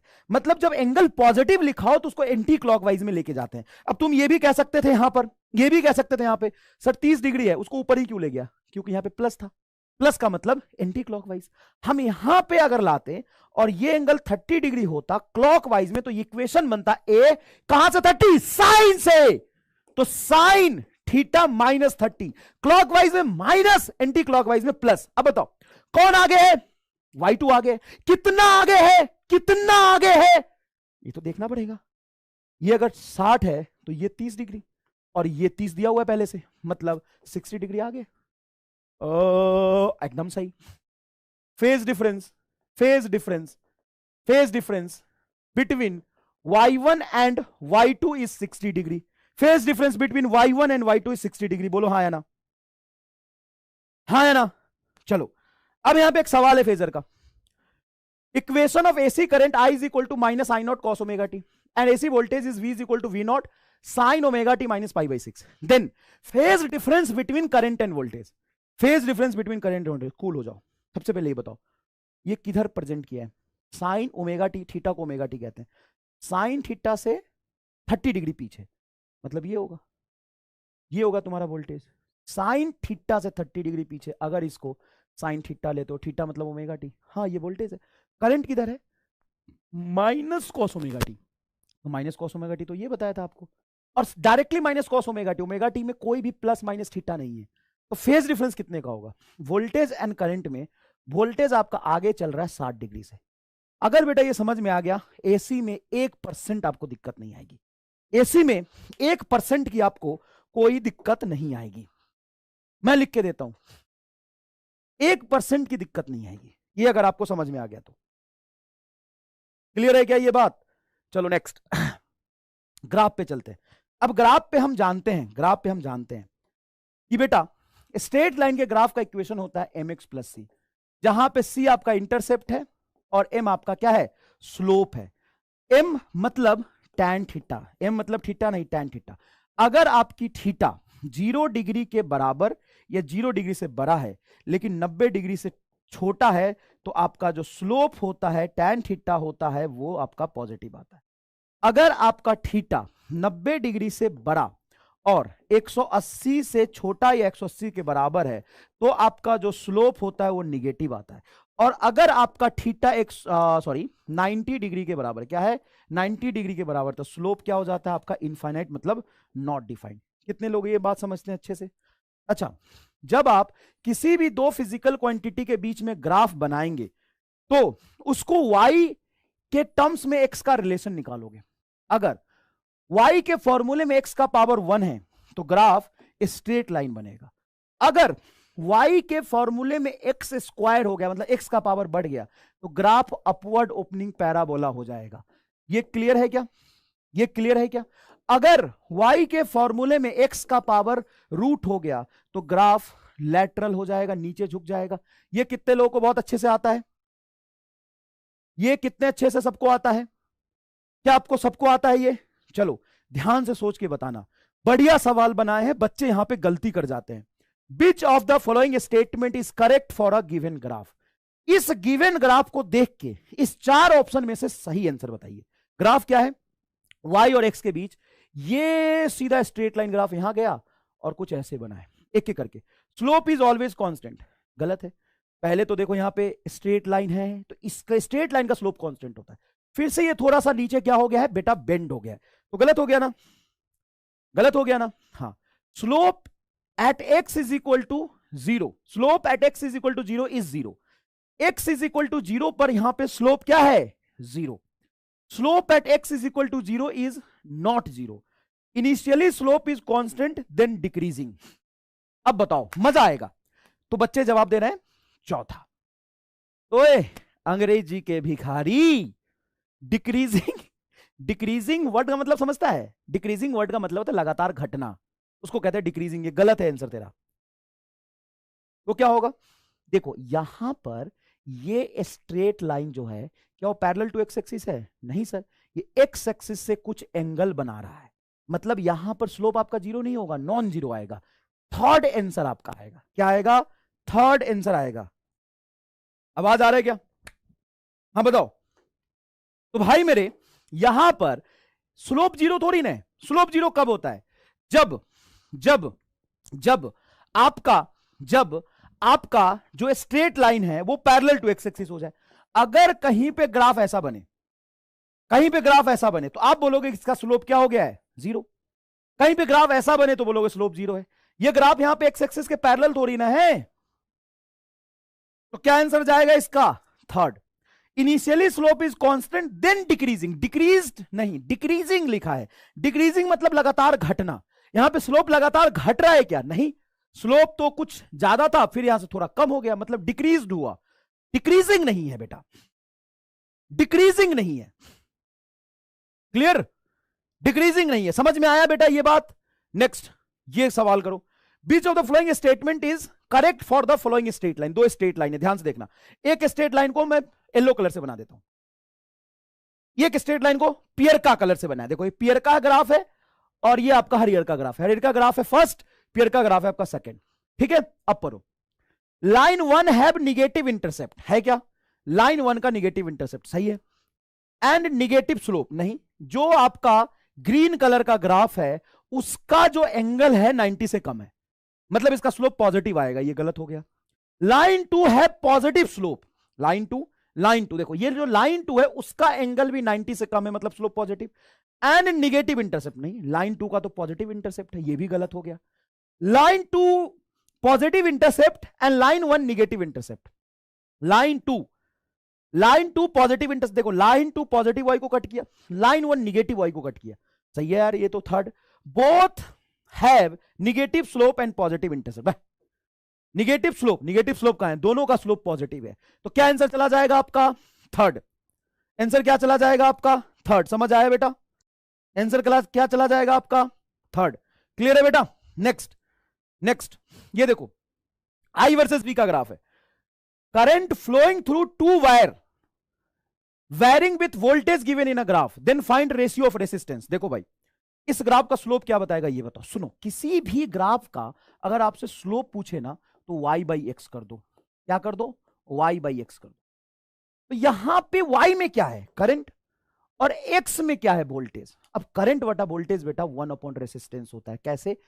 v बराबर IR होता है ना, 1 रेसिस्टेंस। अब यहां पे a बटा b का रेसिस्टेंस देखना है, तो a का रेसिस्टेंस बटा b का रेसिस्टेंस, यहां पे resistance is inversely proportional to slope है, तो a के रेसिस्टेंस में नीचे आएगा a का स्लोप, मतलब a का स्लोप x एक्सिस से 60 डिग्री लोगे तो स्लोप मतलब tan 60, और b का स्लोप ऊपर आएगा tan 30। tan 30 होता है बेटा 1/√3, 1/3 आपका आंसर आ जाएगा। क्या आएगा आंसर आपका? 1/3, सेकेंड आंसर आएगा।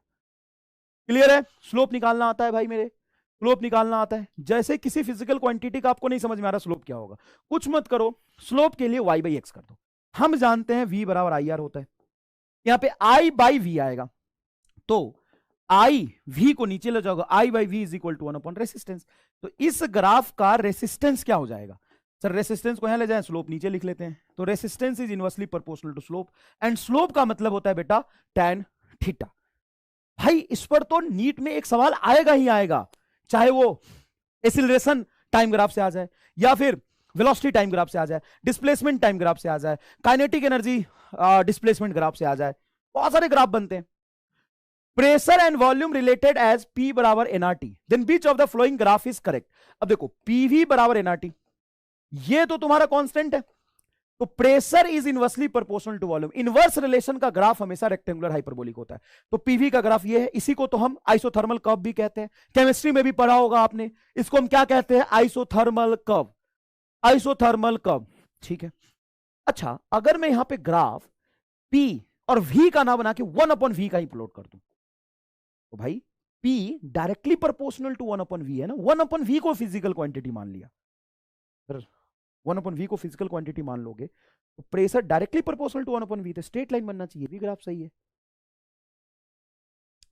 और P एंड 1/T का मानेंगे अगर हम, ये दोनों ग्राफ सही है यार, P और 1/T।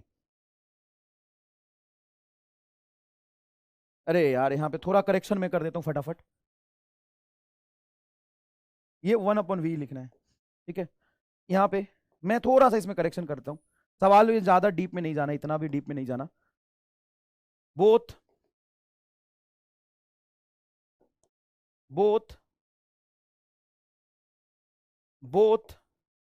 फर्स्ट एंड सेकेंड, बताओ क्या आंसर दोगे? बोथ फर्स्ट एंड सेकेंड, क्या आंसर दोगे भाई? यहां पे P और 1/V को प्लॉट किया, ये तो गलत हो गए ना। कौन सा ग्राफ सही होगा? Both 1 and second, both 1 and second. Clear है? नेक्स्ट देखो, ये बढ़िया। Which of the following relation is correct for the matter wave? Matter wave de Broglie wavelength lambda is equal to होता है 1/h/p, तो lambda is inversely proportional to p। lambda और p का relation देखोगे तो lambda inversely proportional to p है, तो आपका ग्राफ कैसा बनेगा? सर फर्स्ट सही है, lambda inversely proportional to p। और lambda और 1/p का ग्राफ देखोगे तो lambda और 1/p का ग्राफ देखोगे तो यही आएगा। lambda और p का इनवर्सली प्रोपोर्शनल, ये ग्राफ गलत है, तो यहां पे हो जाएगा बोथ 1 एंड 2, फिर से बोथ 1 and 2 फिर से क्रिएटिव सवाल लाते हैं थोड़ा। ये सवाल देखो, object is dropped from the some height, then which of the following graph is correct for the velocity and displacement. इसी ऑब्जेक्ट को यहां से मैंने क्या किया बेटा, ड्रॉप किया। मान लो ये ऑब्जेक्ट है, इसको हमने यहां पे ड्रॉप किया, तो ये धीरे धीरे धीरे धीरे नीचे चलता जाएगा। मान लो एस डिस्प्लेसमेंट पर इसकी जो वेलोसिटी आएगी, उस वेलोसिटी एंड डिस्प्लेसमेंट का ग्राफ प्लॉट करना है। उस वेलोसिटी एंड डिस्प्लेसमेंट का ग्राफ प्लॉट करना है। तो भाई काइनेमेटिक्स में ये चीज तो हम समझेंगे ही। अगर किसी को याद नहीं है, अगर किसी को याद नहीं है तो मैं यहां पे प्लॉट कर देता हूं। v इज इक्वल टू होता है √2gs। अब देखो v is inversely proportional to s आ गया। अभी मैंने बताया था y is proportional to √x हो तो ग्राफ क्या होगा, x एक्सिस की तरफ बेंड हो जाएगा। अब इन दोनों कंसेप्ट को रिलेट करके देखो, पहला ग्राफ सही आ रहा है क्या,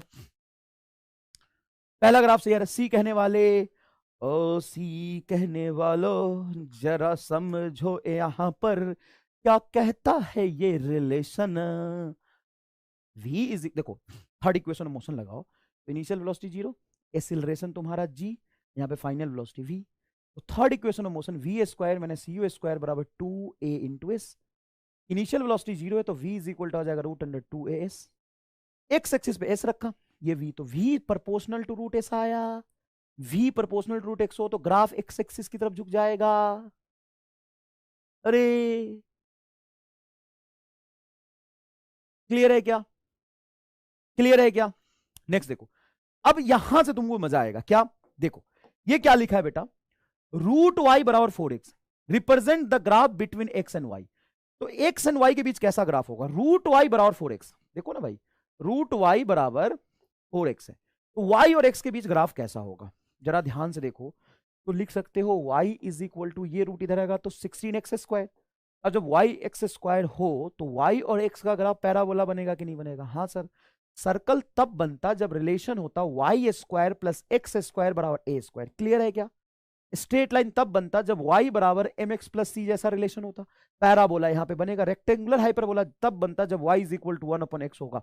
what type of intelligent I am, you know, don't know, here see the answer and try to understand. समझने की कोशिश करो चचा, कितना जोरदार तरीके से जो गलत हो रहे हैं उसका रीजन भी आपको समझा दिया मैंने।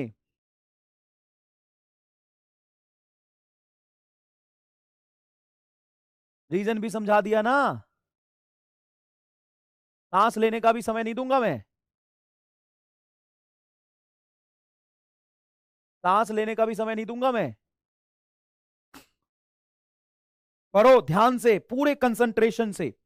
Next, a particle shows distance time curve as in a graph in the figure, then maximum instantaneous velocity of the particle is, सुन ध्यान से, क्या डिस्प्लेसमेंट टाइम ग्राफ का जो स्लोप होता है वो स्पीड को बताएगा, हाँ भाई वेलोसिटी का मैग्नीट्यूड स्पीड को बताएगा। अब यहाँ पे स्लोप मैक्सिमम कब है, देखो कोई भी ग्राफ जब एक्स एक्सिस के पैरेलल होता है उसका स्लोप 0 होता है, यहाँ पे स्लोप 0 है, यहाँ पे स्लोप थोड़ा बढ़ा, यहाँ पे स्लोप थोड़ा और बढ़ा, और स्लोप यहाँ पे घट गया, तो मैक्सिमम स्लोप क्या सी पर है। ग्राफ का स्लोप तभी मैक्सिमम होता है जब एक्स एक्सिस से सबसे ज्यादा एंगल बना रहा होगा। स्लोप जहां पे मैक्सिमम है वहां पर स्पीड क्या होगा, सबसे ज्यादा होगा। स्लोप कहां पे मैक्सिमम है, स्लोप बेटा सी पर मैक्सिमम। क्लियर है। जैसे जैसे ग्राफ ऊपर उठता है स्लोप बढ़ता जाता है, स्लोप बढ़ता जाता है, स्लोप ये मैक्सिमम हो गया, स्लोप ये मैक्सिमम हो गया, ये मैक्सिमम। अब नीचे गिरेगा तो स्लोप घटेगा घटेगा घटेगा घटेगा घटेगा, स्लोप 0 हो गया, 0 हो गया, स्लोप बढ़ेगा बढ़ेगा बढ़ेगा बढ़ेगा बढ़ेगा बढ़ेगा बढ़ेगा बढ़ेगा बढ़ता गया बढ़ता गया बढ़ता गया बढ़ता गया, इनफाइनाइट हो गया। और जैसे ग्राफ इधर जाएगा स्लोप निगेटिव हो जाएगा, ऐसे गया इधर आ गया स्लोप निगेटिव हो जाएगा, यहाँ स्लोप अनडिफाइंड, यहाँ पे स्लोप घट घट के फिर से स्लोप क्या हो गया, 0 हो गया, यहाँ पे स्लोप 0 हो गया।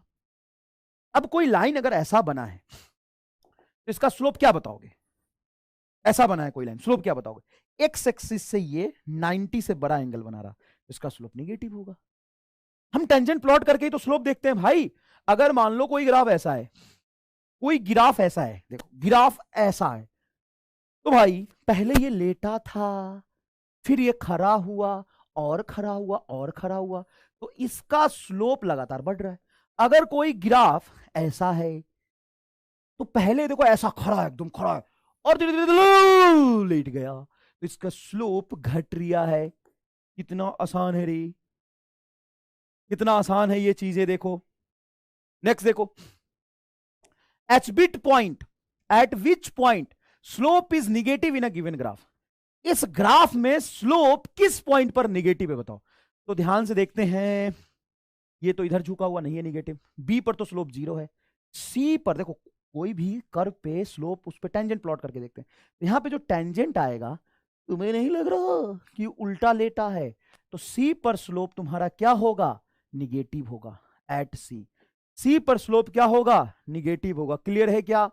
इधर देखिए, the point where curve x square plus y square बराबर 64, मतलब ये सर्कल बनेगा जिसका रेडियस होगा 8 मीटर, हाँ या ना, जिसका रेडियस होगा 8 metre. Intersect the straight line y बराबर x, स्ट्रेट लाइन y बराबर x, ऐसा इक्वेशन बनेगा। अब ये किस पॉइंट पर इंटरसेक्ट कर रहा, ये उस पॉइंट पे स्ट्रेट लाइन और सर्कल कट करेगा जहां पे y बराबर हमेशा x है। स्ट्रेट लाइन के लिए तो y बराबर हमेशा x है, तो यहां पे भी y और x की वैल्यू बराबर होगी। और इसी पॉइंट का अगर मुझे कोऑर्डिनेट निकालना है, तो ये y बराबर x स्ट्रेट लाइन का इक्वेशन है, और यहां पे सर्कल में भी x बराबर y होगा इस पॉइंट पे, क्योंकि स्ट्रेट लाइन से इंटरसेक्ट कर रहा है। x और y को बराबर रख दो, तो x square plus x square, 2x square बराबर 64, 2 से कटेगा 8, x बराबर √8, √8 होता है 2√2, तो x की वैल्यू 2√2 और y की वैल्यू भी 2√2, मतलब 2√2, 2√2 पर दोनों इंटरसेक्ट करेंगे। क्लियर है क्या? अरे भाई साहब घनघोर बायोलॉजी, ये क्या किया मैंने, 2 से 64 काटेंगे तो 32 आएगा ना रे। देख लो कितना स्ट्रांग है मेरा मैथमेटिक्स। 2 से 64 काटेंगे तो 32 आएगा, तो x इज इक्वल टू √32। यही गणित तुमको एग्जाम में नहीं करना, 32 को लिखोगे तुम 16 गुना 2, 16 रूट से बाहर जाएगा तो 4√2, ये आंसर आएगा। सॉरी सॉरी, मतलब ये सही आंसर आएगा, ये गलत हो जाएगा। रे रामलाल, समझ आया, समझ आया। नेक्स्ट देखो क्या है भाई, object is moving in a straight line such that its position x is equal to t square minus 60 plus 4, then distance and displacement in 5 second. Distance and displacement 5 second में निकालना है। अब सुनो ध्यान से, यहां पर सवाल x दिया हुआ है, क्या इसको डिफरेंशिएट करके हम वेलोसिटी निकाल सकते हैं? हाँ सर निकाल सकते हो, वेलोसिटी होता है dx by dt, T square का डिफरेंशिएशन 2t, -60 का हो जाएगा -6, ये वेलोसिटी आ गई। अब वेलोसिटी देख के आपको कैसा लग रहा है कि ऑब्जेक्ट एक ही लाइन में चल रहा है कि अपना डायरेक्शन चेंज कर रहा होगा? तो ध्यान से देखो, अगर t 0 रखोगे तो v -6 आएगा, मतलब वेलोसिटी निगेटिव है। t की वैल्यू अगर 3 रखोगे तो 3 दूना 6, वेलोसिटी 0 आएगी। t की वैल्यू 4 रखोगे तो वेलोसिटी पॉजिटिव आएगी, मतलब ऑब्जेक्ट अपना डायरेक्शन चेंज कर रहा है। और जब ऑब्जेक्ट अपना डायरेक्शन बेटा चेंज कर रहा होता है तो डिस्टेंस एंड डिस्प्लेसमेंट सेम नहीं होता, मतलब यहां पे डिस्टेंस और डिस्प्लेसमेंट सेम नहीं होगा। तो ठीक है, तो अब 5 सेकेंड में डिस्टेंस कितना होगा, डिस्प्लेसमेंट कितना होगा, इसको कैसे निकालेंगे? अभी तक अगर बच्चे इसको निकालना नहीं जानते हैं तो एक जोरदार तरीका मैं आपको यहां पे बताऊंगा। यहां पे कोई कैलकुलेशन नहीं करना, सिंपल सी बात सोचो कि वेलोसिटी और टाइम का रिलेशन लीनियर है। हाँ सर, क्या हम इसका ग्राफ बना सकता हूं? हाँ सर, अगर वेलोसिटी को y एक्सिस पे रखते हो तो mx प्लस ये स्ट्रेट लाइन ग्राफ बनेगा। इसका ग्राफ बनाओ, v वर्सेस t का ग्राफ बनाओ, तो v वर्सेस t का जो रिलेशन है टाइम के साथ वो लीनियर है। ध्यान से देखो, कंपेयर करोगे तो जब t 0 है तो वेलोसिटी -6 है, मतलब -6 आपका इंटरसेप्ट होगा। और जब यहां पे t को 3 रखोगे तो 3 दूना 6 -6, वेलोसिटी 0 आएगा, और ग्राफ कुछ ऐसा बनेगा। मुझे कब तक डिस्टेंस डिस्प्लेसमेंट चाहिए? 5 सेकेंड तक। तो अगर मैं t की वैल्यू यहां पे 5 रखूं, वेलोसिटी है t इज इक्वल टू 5, तो देखो 5 दूना 10 -6, बोलो क्या आएगा? 4। मतलब जब टाइम को मैं 5 रखता हूं तो वेलोसिटी कितना आ रहा? 4 आ रहा। और वीटी ग्राफ का जो एरिया होता है वो तो डिस्टेंस बताता है, सॉरी वेलोसिटी टाइम ग्राफ का जो एरिया होता है वो डिस्प्लेसमेंट बताता है। तो यहां से इसकी हाइट -6 और ये बेटा यहां पर 3 पर आया है, तो ये बेस हो गया तुम्हारा 3। तो इसका एरिया बताओ, ½ गुना 6 गुना 3, बताओ -9 मीटर। क्यों? क्योंकि निगेटिव में। और ये ऊपर पॉजिटिव में बना है, तो इसका आइडिया हो जाएगा हाफ इंटू 3 से 2, ये 2 मल्टीप्लाई 4, तो +4। डिस्टेंस निकालने के लिए दोनों को जोड़ दोगे तो डिस्टेंस हो जाएगा आपका 9 + 4 13 मीटर, और डिस्प्लेसमेंट हो जाएगा आपका -9 + 4 मतलब -5 मीटर। मैग्नीट्यूड डिस्प्लेसमेंट का पूछा है, तो पहले क्या बोला है, डिस्टेंस एंड देन डिस्प्लेसमेंट। तो डिस्टेंस हो गया तुम्हारा 13, डिस्प्लेसमेंट हो गया 5, ये आंसर है। हो सकता है कुछ लोगों को ये ना चमका हो, लेकिन बेटा कोई बात नहीं, अगला चीज तुमको समझ में आ जाएगा। इसमें कहानी क्या है समझो, ये बहुत लेंदी सवाल है। अच्छा, कितने लोगों को ये आइडिया पता है कि लेंदी सवाल है? कितने लोगों को ये पता है कि लेंदी सवाल है? भाई इसका कैलकुलेशन करोगे ना, तो मैंने तो बस यहां पे डिफरेंशिएशन किया और वीटी के रिलेशन का ग्राफ बना दिया, ग्राफ का एरिया निकाल दिया, आंसर आ गया। डिस्टेंस और डिस्प्लेसमेंट एक ही बार में निकल गया। अगर वैसे तुम करो कि वेलोसिटी 3 सेकंड पे 0 हो रही, तो 3 सेकंड पे पार्टिकल यू टर्न लेगा, तो x = 0 पे पोजीशन निकालो, x = 3 पे पोजीशन निकालो, 5 पे पोजीशन निकाल लो, फिर यू टर्न ग्राफ बना के करोगे तो ये लेंदी हो जाएगा। ये सबसे आसान तरीका है करने का, ये सबसे आसान तरीका है करने का। दूसरी बात, हर ऑप्शन से भी तुम जा सकते थे। कैसे ऑप्शन से जा सकते थे सर? ऑप्शन में यहां पे हम ऐसा नहीं सोच सकते कि डिस्टेंस जब यू टर्न है तो ज्यादा ही होगा डिस्प्लेसमेंट से, हाँ, तो ये वाला तो आंसर गलत हो गया। और पहले डिस्टेंस फिर डिस्प्लेसमेंट, तो ये आंसर भी गलत हो गया। इस दोनों में आपको कंफ्यूजन थोड़ा रहेगा, क्योंकि डिस्प्लेसमेंट 0 भी तो हो सकता है। हाँ, ये दोनों ऑप्शन गलत होगा, ये तो आपको समझ में आ गया। ये दोनों ऑप्शन गलत होगा, ये तो आपको समझ में आ गया होगा। क्लियर? क्लियर? अच्छा सवाल है। डिस्प्लेसमेंट टाइम ग्राफ के एरिया से निकालते हैं। Next, differentiation. देखो, किसी भी कांस्टेंट टर्म का डिफरेंशिएशन क्या होता है बेटा? 0। अगर आपका जी कांस्टेंट है तो किसी भी कांस्टेंट टर्म का डिफरेंशिएशन होता है 0। हम जानते हैं ना, इलेक्ट्रिक फील्ड बराबर -dv/dr। अगर मैं एक हॉलो स्फीयर के अंदर इलेक्ट्रिक फील्ड पूछूं कितना होता है, हॉलो चार्ज स्फीयर है, हॉलो चार्ज स्फीयर है, चार्ज सरफेस पर है, ये रेडियस है, अंदर में इलेक्ट्रिक फील्ड कितना होता है सर? 0 होता है। क्यों 0 होता है अंदर में इलेक्ट्रिक फील्ड? क्योंकि अंदर में सर पोटेंशियल कांस्टेंट है, और E बराबर -dv/dr। पोटेंशियल कांस्टेंट है, कांस्टेंट का डिफरेंशिएशन करेंगे तो इलेक्ट्रिक फील्ड 0 आएगा। अरे हाँ, सही बात है यार, पोटेंशियल का डिफरेंशिएशन करेंगे तो इलेक्ट्रिक फील्ड 0 आएगा। अच्छा, पोटेंशियल कांस्टेंट क्यों है? क्योंकि इलेक्ट्रिक फील्ड 0 होता है, कांस्टेंट का डिफरेंशिएशन इलेक्ट्रिक फील्ड को 0 देगा। मतलब पोटेंशियल कांस्टेंट क्यों है? क्योंकि इलेक्ट्रिक फील्ड 0। इलेक्ट्रिक फील्ड 0 क्यों है? क्योंकि पोटेंशियल कांस्टेंट है। बताओ यहां से समझ में आ रहा है क्या ये बात? समझ में आ रहा है क्या ये बात? E बराबर -dv/dr। इलेक्ट्रिक फील्ड अगर 0 है, कोई भी टर्म का डिफरेंशिएशन अगर 0 है, तो पक्का वो टर्म कांस्टेंट रहा होगा, पक्का वो टर्म कांस्टेंट रहा होगा। अच्छा, e के पावर x का डिफरेंशिएशन क्या होता? तो e के पावर x का डिफरेंशिएशन होता सर e का पावर x। तो बताओ e के पावर 2 का डिफरेंशिएशन क्या होगा? 0। सर ये कैसे? क्योंकि e का पावर 2 एक कांस्टेंट नंबर है, ऐसे मत कर देना। e का पावर 2 का डिफरेंशिएशन e का पावर 2, अबे चोमुनंद, e की वैल्यू होती है 2.71, e का पावर x वेरिएबल है, इसलिए e के पावर x का डिफरेंशिएशन e का पावर x होगा। लेकिन e का पावर 2 एक कांस्टेंट नंबर है, तो e के पावर 2 का डिफरेंशिएशन 0 होगा। tan x का sec स्क्वायर x होता है, log x का 1/x हो जाएगा डिफरेंशिएशन।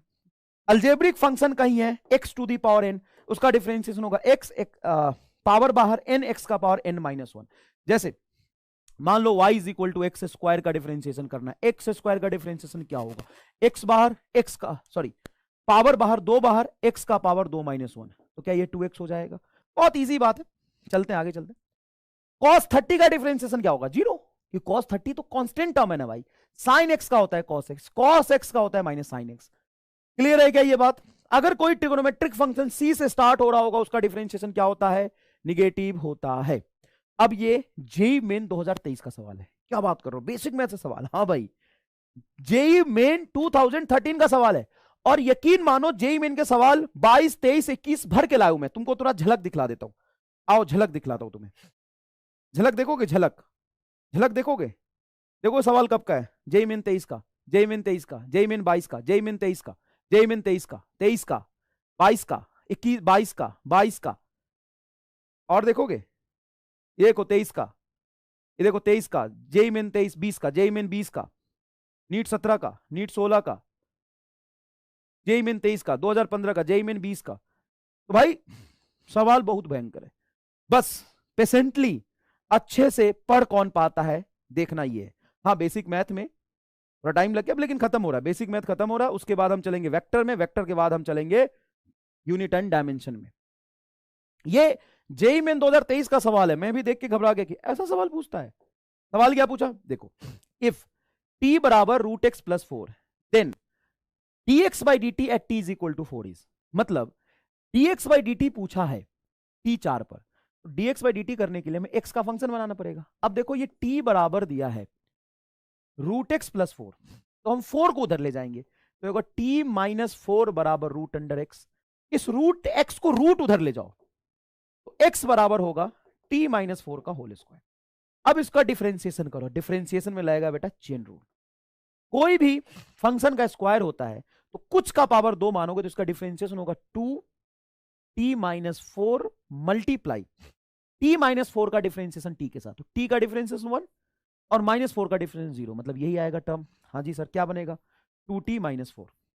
अब dx बाई dt की वैल्यू कब पूछी है, dx बाई dt की वैल्यू पूछी t बराबर 4 पे, तो t बराबर यहां पे 4 रखो, 4 दूना 8, 8 में से 4 जाएगा बेटा, आंसर आएगा आपका 4।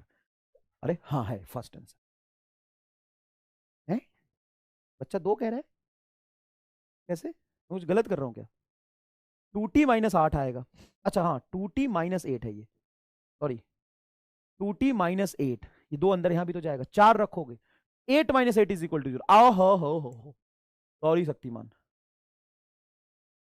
बस आई एम सॉरी बिल्कुल 0 आएगा भैया, बिल्कुल 0 आएगा। 2000 का सवाल है ये, 2000 रुपए मिलेंगे सवाल करोगे तो, और क्या, यहां जो लिखे होते हैं ना वो अपने खाते में लिख लेना, वो पैसा मिलेगा तुमको पूरा पूरा, काटूंगा कुछ नहीं, पूरा का पूरा। Motion of the particle given by the equation this, चलो ये क्या है, इस क्या है, कुछ नहीं लिखा है तो पोजीशन मानेंगे, डिस्प्लेसमेंट मानेंगे, तो एस तुमको ये दे दिया, then value of acceleration of the particle at t is equal to 1 second, तो कोई बात नहीं, एस दिया है तो इसको डिफरेंशिएट कर देंगे तो वेलोसिटी आ जाएगा, इसको डिफरेंशिएट कर देंगे तो वेलोसिटी आ जाएगा, करो डिफरेंशिएट एक बार, 3ts क्यूब 3 बाहर, t क्यूब का डिफरेंशिएशन हो जाएगा 3t square plus 7t square का हो जाएगा 7t स्क्वायर का हो जाएगा 2t प्लस 14t का हो जाएगा सिंपल 14। क्लियर है क्या, हाँ तो ये आ जाएगा तेरा 9t square plus 14t plus 14, ये तो वेलोसिटी है। पूछा क्या है एक्सीलरेशन, तो एक बार और डिफरेंशिएट कर देंगे बेटा, ऐसे ही सवाल नीट में आपको डायरेक्टली मिल जाएंगे, तो ये हो जाएगा आपका dv by d T 9t square, 9 बाहर, t स्क्वायर का डिफरेंशिएशन 2t प्लस 14 बाहर, t का डिफरेंशिएशन 1, 14 का डिफरेंशिएशन 0, तो ये हो जाएगा आपका 18t प्लस 14। कब पूछा है t 1 सेकेंड पे पूछा है, तो 1 रखो, 18 प्लस 14, 18 10 28 और 4 32, 32 मीटर पर सेकेंड स्क्वायर दूसरा आंसर आएगा। कितने लोग आ गए ये, कितने लोग आ गए ये, क्लियर है भाई। चलो 1997 का सवाल है, क्या position of x particle varies with this then acceleration will be 0 at time t। कितना आसान सवाल पूछा है, कितना आसान सवाल पूछा है, the position of the particle varies at time is given then acceleration will be 0 at time t। Acceleration कब 0 होगा, तो भाई मेरे ये पोजीशन गिवन है, ये पोजीशन गिवन है, हम जानते हैं कि dx बाई dt तुम्हारा होता है वेलोसिटी, तो इसको डिफरेंशिएट करो, a कांस्टेंट t स्क्वायर का डिफरेंशिएशन हो जाएगा 2t माइनस bt क्यूब है, तो t क्यूब का डिफरेंशिएशन होगा 3t स्क्वायर, तो 3bt स्क्वायर, ये वेलोसिटी आ गया। वो बोला नहीं एक्सीलरेशन कब 0 होगा, तो इसको एक बार और कर दो डिफरेंशिएशन, एक्सीलरेशन बराबर होगा 2a कांस्टेंट t का डिफरेंशिएशन 1 माइनस 3b बाहर t स्क्वायर का 2t, मतलब 6bt बराबर 0, तो t बराबर हो जाएगा 2a डिवाइडेड बाई 6b, इससे कैंसिल करोगे 3a डिवाइडेड बाई 3b। भाई काइनेमेटिक्स में ऐसे सवाल आते हैं, काइनेमेटिक्स में ऐसे सवाल आते हैं, क्या आपको भी करना आता है, क्या आपको भी करना आता है। नेक्स्ट देखिए, radius of a sphere is increasing at a rate 1 by pi meter पर second, then find rate of change in volume of a sphere when radius is 2.5 meter. देखो ध्यान से, स्फीयर के वॉल्यूम को हम क्या लिख सकते हैं सर, 4/3 पाई आर क्यूब, यहां पर इसको डिफरेंशिएट करेंगे dv बाई dt। सर इधर टाइम तो है ही नहीं, एक काम करते हैं 4/3 पाई बाहर रहेगा, आर क्यूब का डिफरेंशिएशन हो जाएगा 3r² इंटू dr/dt। क्या आपको ये करना आता है? हाँ। अब सारी टर्म यहां पे दिया हुआ है, रख दो, आंसर आ जाएगा, कोई खास बात नहीं है। इसको बेटा हम काइनेमेटिक्स में लेके चलते हैं, इस दोनों को हम काइनेमेटिक्स में लेके चलते हैं, कोई दिक्कत नहीं है। इस दोनों को हम काइनेमेटिक्स में लेके चलते हैं। चलो भाई, काइनेमेटिक्स में करेंगे। अच्छा सवाल है डिफरेंशिएशन का, कोई दिक्कत नहीं, डिफरेंशिएशन का अच्छा सवाल है। चलो, इंटीग्रेशन हमें करना आता है भाई, इंटीग्रेशन हमें करना आता है क्या? इंटीग्रेशन देखो क्या होता, इंटीग्रेशन सिंपल सा है, x to the power n का अगर इंटीग्रेशन कर रहे हैं तो होगा x to the power n+1 divided by n+1। ये इंटीग्रेशन वैलिड नहीं है अगर n की वैल्यू -1 हो तो। जैसे यहां पे x to the power n है और अगर n की वैल्यू -1 है, ये है, तो इसका इंटीग्रेशन होता है log x। इसका इंटीग्रेशन क्या होता है? log x। क्लियर है? 1/x का इंटीग्रेशन क्या हो जाएगा? 1/x ही तो है ये, x का पावर -1/x, इसका इंटीग्रेशन होता है log x। sin x का minus cos x, cos x का माइनस sin x, ये आप जानते हैं।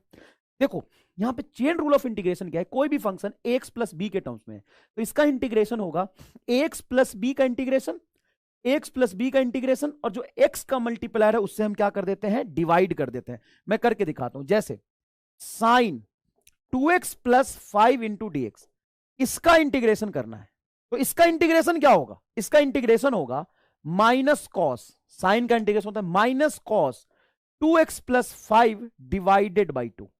ये करना आता है क्या बेटा आपको? ये करना आता है क्या आपको? अगर मान लो यहां पे है 2x प्लस 3 का होल स्क्वायर इंटू dx, इसका इंटीग्रेशन क्या होगा? सुनो, ये वाला फंक्शन एज इट इज रहने दो, 2x प्लस 3 का पावर 2 है ना, तो 2 + 1 divided by 2 + 1, simple algebraic integration होगा।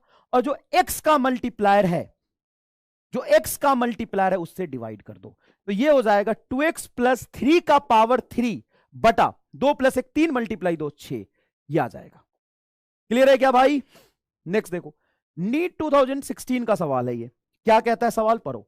If the velocity of the particle v बराबर at plus bt², where a and b are the constant, then the distance traveled by it between 1 to 2 second. बताओ कैसे करोगे? Distance travel by it in 2 second, बताओ कैसे करोगे? तो सुनो ध्यान से बेटा, वेलोसिटी है, इस v को हम लिख सकते हैं dx/dt। dt को उठा के यहां ले जाओगे तो ये आ जाएगा at into dt plus bt² into dt। अब इसका इंटीग्रेशन कर दो 1 से 2 सेकेंड के बीच में, तो लिमिट 1 से 2, 1 से 2, इधर भी इंटीग्रेशन, dx का इंटीग्रेशन आ जाएगा टोटल डिस्प्लेसमेंट बराबर a बाहर, t का इंटीग्रेशन हो जाएगा t²/2, तो ये हो जाएगा at²/2, लिमिट रखेंगे बेटा 1 से 2 तक, प्लस b t² का इंटीग्रेशन हो जाएगा t का पावर 3/3, लिमिट रखेंगे 1 से 2 तक। अब यहां पर ध्यान से देखो, 2 रखोगे तो 2 का होल स्क्वायर 4, और 1 रखोगे तो 1, 4 में से 1 3, तो 3a/2 आएगा, प्लस b कांस्टेंट है, जब 2 रखोगे तो 2 का क्यूब क्या होगा 8, और 1 रखोगे -1 रखोगे तो 7, मतलब 8 - 1 7, तो 7b/3, 3a/2 7b/3, 3a/2 7b/3, first answer आएगा। कितने लोगों को चमक गया? एक बार कमेंट बॉक्स में आग लगा दो भाई। ये इंटीग्रेशन का यही तो यूज है फिजिक्स में,